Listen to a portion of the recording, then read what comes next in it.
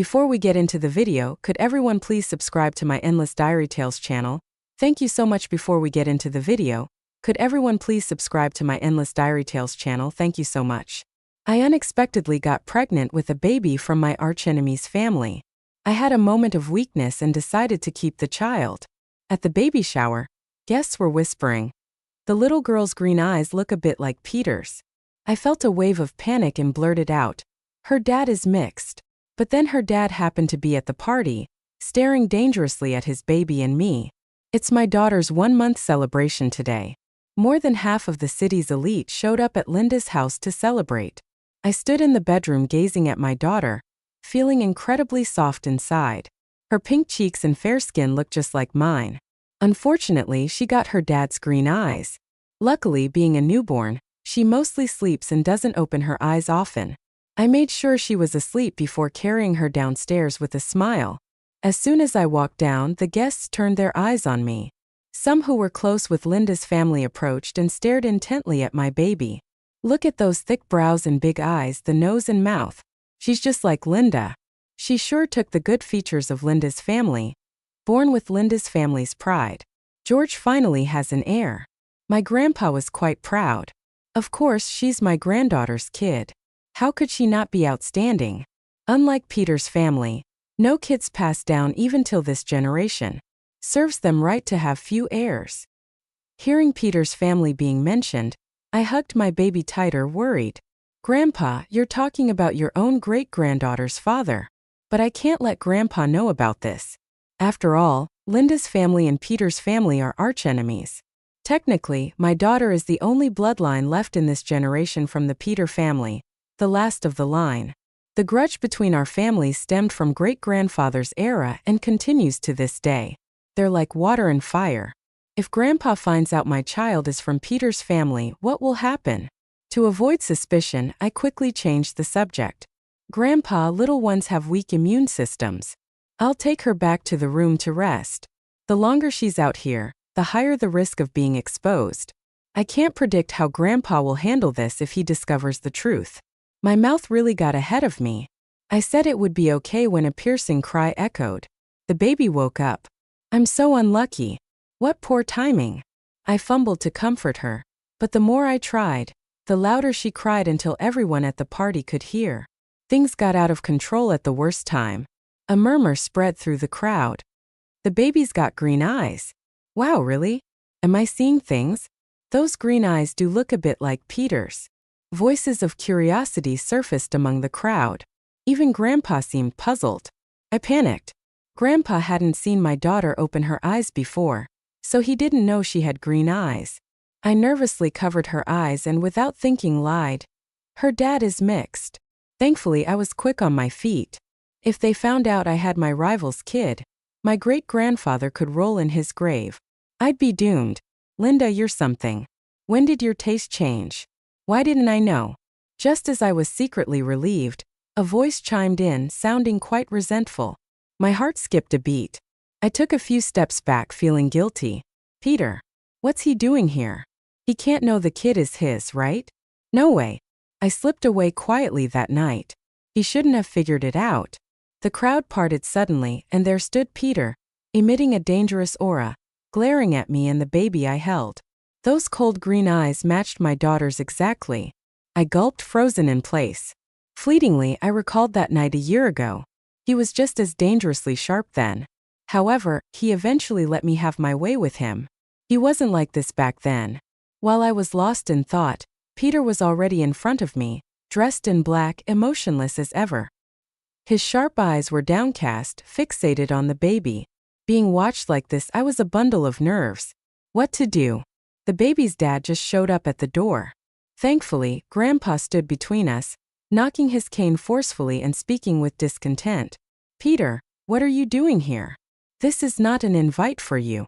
Grandpa completely inherited great-grandfather's disdain toward Peter's family, always showing a cold front.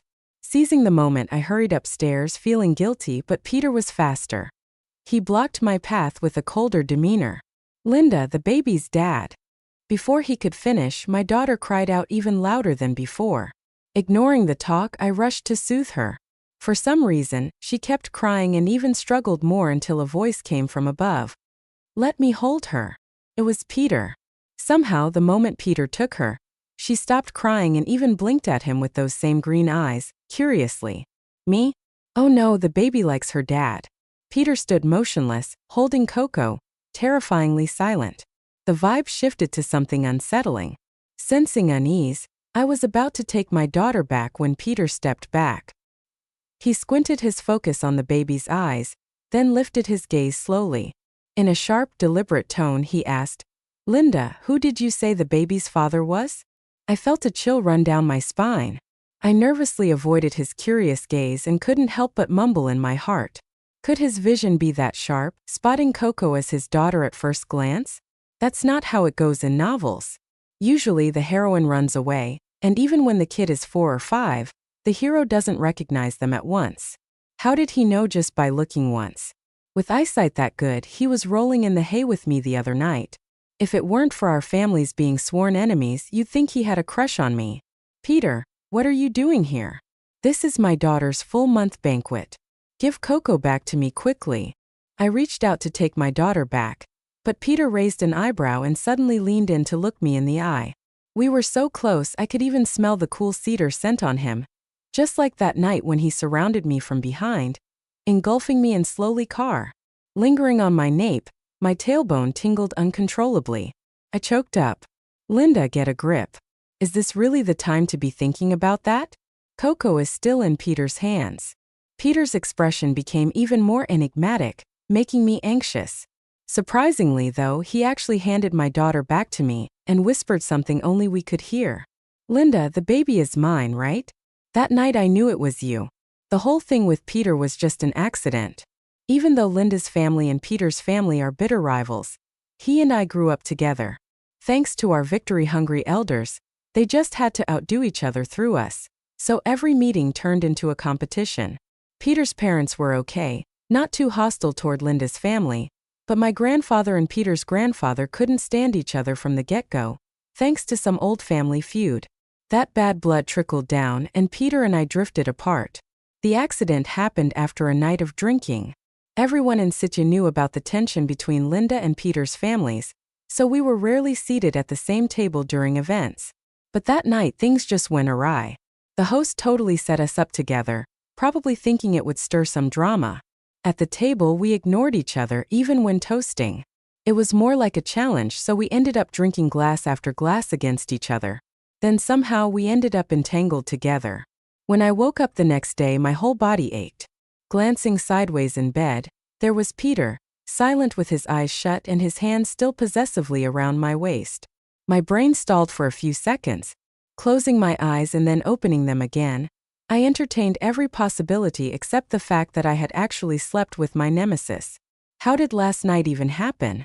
Try as I might, I couldn't make any sense of it, so I just put my focus back on Peter, swallowed hard, and with a moment of insanity I reached out to feel his abs.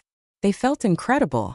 Who would have thought that behind Peter's thin and aloof exterior, he was actually packing some heat? Sadly, he's the enemy, so I snuck away and erased all traces of that night. Yet somehow he remembered and even knew it was me that night. What are you even saying, Peter? I don't understand you. I took a few steps back, pretended not to get it, and went upstairs. He just called out after me almost creepily. Not admitting it? No biggie, I can play the stepdad. The next day it blew up online.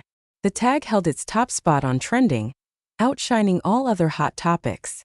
Commenters online were going wild, guessing at Peter's motives. Linda. George suddenly called out my name. I instinctively straightened up. Yes? Tell me, who's Coco's real dad? Who else could it be if not Peter? But of course I wouldn't say that out loud. I kept silent like a little quail, bowing my head lower. Seeing my demeanor, George got so mad that he thumped his cane a few times. He was unhappy when he noticed the do. John, what's your business here? I'm here to offer congratulations. What else? Peter's grandpa adjusted his mustache nervously, his eyes darting around as he spoke. Peter's grandpa seemed eager, and it baffled me. Stepdad. Didn't Peter tell John the truth? I sneaked a peek at Peter, who was also looking at me. When our eyes met, I felt my breath catch, almost buckling under that unguarded gaze. George was shocked by John's words. He blurted out, "Are you out of your mind?" John seemed genuinely astounded while George's suspicious gaze shifted to Peter. "Why is your family so keen on being a dad? Is John really so magnanimous?" My luck was thoroughly out. Peter smiled gently. "George, my grandpa can't wait for me to be Coco's dad. Right, Grandpa?" No sooner had Peter said that than John surged forward eagerly, grabbing George's hand. "George, if you'll just let me see little Coco, never mind being a stepdad. Even if you want Peter to marry into your family, I'm game." I was completely dumbfounded. It wasn't until I saw Coco in John's arms that I understood. Looking at the big and small, the old and young with their identical green eyes, George finally realized the truth, gritting his teeth at me. "Didn't you say Coco's father was a mixed breed?" Seeing George that angry, I softly defended myself. "Isn't Peter technically a mixed breed?" I didn't lie. George was left speechless, choking from frustration, and just rapped his cane non-stop. "Someday your great-grandfather will be so furious with you, he'll claw his way out of his coffin." Seeing the actual situation, George glared at John even more, especially as John was happily holding Coco, bursting with glee. "My dearest Coco, you're adorable," John beamed. "John, she's my great-granddaughter." George spoke again, denial clear. "Still my great-granddaughter," John countered joyfully. "What do you mean yours? Coco's my blood too." While George and John were busy quarreling, Peter whisked me away to the room next door. Closing the door behind us, he pinned me against it, eyes shadowed yet intent. "Linda, why did you block me?" he asked. "I've been trying to reach you." He tugged on my hand, pulling me in closer once again. I felt my face flush with embarrassment. No need for that, really. Peter didn't say a word, just looked at me with a bit of indifference. I felt deflated like a balloon losing air, and let him take control. "You touched me all over, and it still wasn't enough for you. You even bit my Adam's apple. I can still remember that moment. Now that I'm yours, you better take responsibility." With that, Peter withdrew his hand, calmly fixing the torn fabric on his chest. "And besides, you ran off carrying my child." Mentioning this seemed to rile Peter up a bit. His tone had a tinge of anger. "You blocked me, abandoned me, even hid the fact there was a child. When I found out she was back and the first thing she did was throw a 1-month banquet for the baby, I was furious. I even thought about becoming a stepdad to her kid." The more Peter spoke, the more guilty I felt. But it's not like I had control over it. Our families were sworn enemies. If George found out I was carrying the rival family's kid, he'd skin me alive. "And didn't you hate me too?" I always thought Peter disliked me since high school. I first met Peter when I was 5. George took me to a party and we ran into David and Peter. The two old men locked eyes and immediately started bashing each other in front of us. They even argued over whether Peter or I was better. I hadn't met Peter before, but George talked about him so much it was impossible not to remember. So I sneaked a peek at Peter from behind George. He was a few months older than me, standing there quietly while the old men argued, showing no reaction. Then he saw me peeking. Our eyes met for a long time. When the old guys weren't looking, he grabbed my hand and we slipped away. We made it to a pool in the ballroom. Once we were sure no one was following, he sighed in relief and we sat down. Phew. We finally escaped. "You're Linda, right?" With a serious face, he turned his head to look at me. I was surprised he knew my name, but not in any way. "George always talks about you. So that's what you look like." He seemed curious about me, giving me glances over and over. "David mentions you too. He says you're smart, the best of your generation." Peter was really good-looking, fair-skinned and soft. It made me want to pinch him, but I didn't dare. I just sat quietly. We never expected our grandpas were like that. I heard from George that our families were sworn enemies. What does that mean, being sworn enemies? I had no clue back then, so Peter kindly explained. "It means we're rivals." My eyes went wide. "Does that make you my nemesis?" Peter, at 5, seemed conflicted, shaking his head then nodding. I was even more confused. "So are we enemies or not?" "Our grandpas are enemies, but we aren't." He thought for a while before coming up with that. Honestly, he was too cute to be an enemy. If we're not enemies, we're friends. Then you're my friend. I was so excited I kissed him on the cheek. The teacher said if you like someone, you should kiss them. Peter turned beet red, stuttering something about not doing that. I was puzzled. Doesn't liking someone mean kissing them? Unfortunately, before we could talk more, our grandpa's people found us and we had to leave quietly. Later on, even though our grand stayed at odds, Peter and I became good friends. He seriously told me that real friends don't kiss each other randomly. Things stayed peaceful until high school. People thought we were rivals, always competing, but we helped each other in secret. Even our granddads mellowed with age, not as tense as before. Sometimes they even chatted peacefully, though they still argued too. Then I overheard Peter talking to his buddy. Knowing our family's feud, his friend spoke openly. Peter, how long will you keep competing with the Z family girl? Grade school, middle school, now high school. You gonna do this your whole life? Even though we were friends, we were also rivals. After all these years, don't you get tired of it? It's normal to think like Peter's friend did. Endless competition wears anyone out. Yeah, tired. But Peter's answer pushed me into a deep abyss. It turned out he was tired too. Makes sense. Publicly rivals, privately helping each other. That kind of relationship must have exhausted him by now. He probably didn't like me at all. Maybe I was the fool all along. Our families had always been enemies, and no amount of effort could change that. Why not crush any delusions before I got hurt later? After that day, I began avoiding Peter, even though I knew it wasn't his fault at all. But I just didn't want to keep going. You thought I didn't like you? Peter's whole demeanor was dark and heavy. I forced a smile. It's all in the past. Let's just leave it. Besides, now by some twist of fate, I've got his kid. It's not in the past. Peter's tone was still strong and firm. He held my chin, not too forcefully, making me look at him. His eyes were intense as he spoke each word clearly. Linda, I like you. I've always liked you since we first met at 5 years old. My feelings for you have grown every year.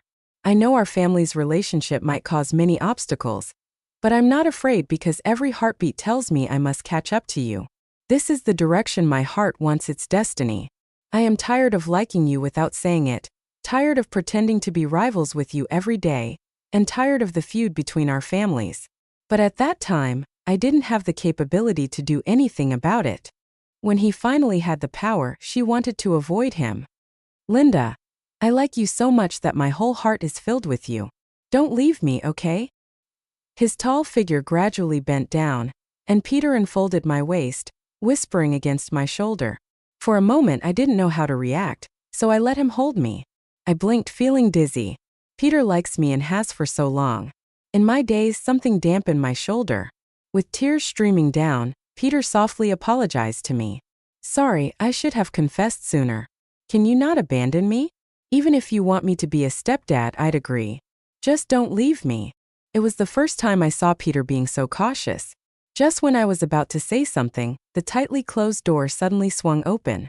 George was holding my daughter, standing next to David, who was staring wide-eyed at Peter's torn shirt and our posture. Shocked, his voice altered. Linda, this is forced love. I coughed into my hand, hurriedly pushing Peter away to clear my name. George, I am innocent. But doing that only made the torn fabric on Peter's chest more noticeable, and combined with his tear-stained eyes, George became more skeptical. He tilted his body, promptly pulling David out. Don't look, don't look. David, let's go. Even before leaving, he remembered to hand my daughter back to me. Well, this misunderstanding is even harder to clear up now. Peter acted. Completely unbothered, oddly inching closer to glance at Coco in my arms. There's no denying the father-daughter bond is unmistakable. Coco chuckled gleefully at the sight of Peter. Can I hold her? He asked so cautiously. Moved, I handed Coco over to him.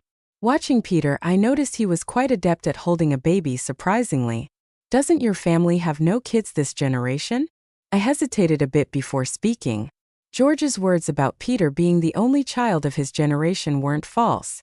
How then was he handling a baby so well? Looking down at our daughter, Peter's tone was incredibly gentle. I knew you were returning home for the baby's month-old celebration, so I took parenting classes to become a stepdad. Wait, was he serious about this? Suddenly, I was flooded with mixed emotions. The online buzz was non-stop. Peter wasn't leaving my place anymore. The entire internet was curious about who my daughter's real dad was, leaving messages online. They even wanted to see Peter's dad live. So finally, with his permission, I uploaded a few clips online. In the videos, Peter cradled our daughter, gently rocking her while humming a soft tune, radiating strong husband vibes. Our daughter puckered her lips and grinned at him. The internet exploded. Can I kiss her? Just a little peck? No way, I'm her stepdad. The internet was in an uproar. Peter, however, posted an unfortunately timed status on Facebook. Peter, the kid is mine, the person is mine. I've been crushing on her for years, pursuing again now. That post sent his Facebook spiraling into chaos. I shot him a bewildered look. He was earnest. I already explained everything between us to George and them. They also felt guilty and promised not to interfere anymore. Linda, I will pursue you again. If you don't want to be with me, I'll respect your choice. You endured a lot having the baby abroad alone. Leave the child to me. Peter spoke with such determination, even planning our future. What if I like someone else? Peter froze for a few seconds before regaining his composure. That's fine, I'll win you over again. I couldn't deny it. He was pretty great at taking care of the kid, leaving me with nothing to worry about. I could just stay home, eat, and drink, occasionally posting videos of Peter caring for our child. But after some time, even George couldn't keep quiet anymore and came to me secretly. He then hesitantly said, Linda, Coco is 5 months old now. Isn't there something you're considering? Considering what? You know about you and Peter. I know we were wrong back then. Now that you both have the child, why not be together? They don't fight anymore. Instead, they compete for her affection and love, showing Coco off. Now Peter and I are their top concern, urging us to get together. But I've already talked with Peter. I prefer how things are now. He doesn't pressure me, saying we can be together when I'm ready. George had no choice but to dejectedly consult with John. After George left, Peter emerged from another room. Her room, holding our daughter. George was pushing you again. He handed our daughter over to me without a word. I cradled our daughter, kissing her cheek, and nodded, yeah. I'll speak to George when I have time. He sighed, remembered something, and covertly leaned closer. With shadowed eyes and in a low voice he queried, Linda, want to come to my room tonight? I got something you like. Something I like. I paused from soothing Coco, silently meeting his gaze, and then chuckled knowingly. That evening, I went to Peter's room. The door stayed closed all night. Epilogue. By the 3rd year of marriage with Peter, our daughter was 4 years old. He was on a business trip and I was handling work alone. Suddenly, my daughter stumbled in, clutching a notebook. Mommy, it's Dad's stuff. Look. She struggled to hold the notebook and, in her little voice, insisted I take a look. Seeing that unfamiliar notebook, I was curious. I'd never seen Peter with a notebook like this before. I smiled, picked up my daughter, and opened the notebook. Peter's familiar handwriting came into view. I froze. It was Peter's diary. The handwriting started off immature, gradually became more sophisticated, and eventually turned into elegant cursive. As I kept reading, I couldn't help but cry. This silly man, he had been writing this all along. Mommy, why are you crying? With confusion on her face, my daughter reached out to wipe my tears. I smiled, silently closing the notebook. Because Mommy is very happy with you and with Daddy. How about we call Daddy? Okay, my daughter answered in her sweet little voice. Later, I took photos of the notebook and posted them on Facebook. I titled it, Mr. Peter's Love Diary.